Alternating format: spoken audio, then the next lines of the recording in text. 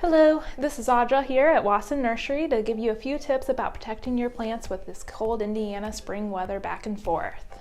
So to start with, we're going to talk about maybe some plants that are starting to flower and you want to protect those blooms, or they're just a little bit tender coming out, and we've had some gorgeous warm days mixed in with even snow and lovely below freezing weather still.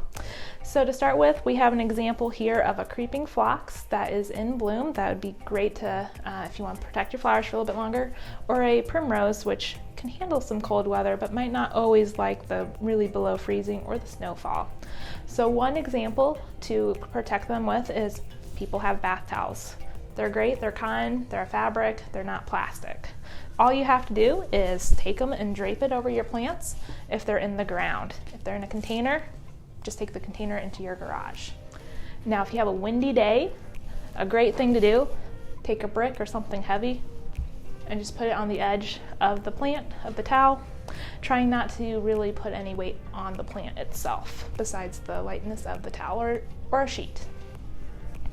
Another example for protecting something is a larger item, such as this azalea here. Japanese maple trees, fruit trees, are all common ones. People want to protect those buds of the leaves or the flowers whenever it's cold, so that way the plant still looks great and you get to enjoy it. For something like this, you might need something larger, like a tablecloth or a bed sheet. So again, all you're going to do is try to drape it over gently. Sometimes you might use stakes to help with that.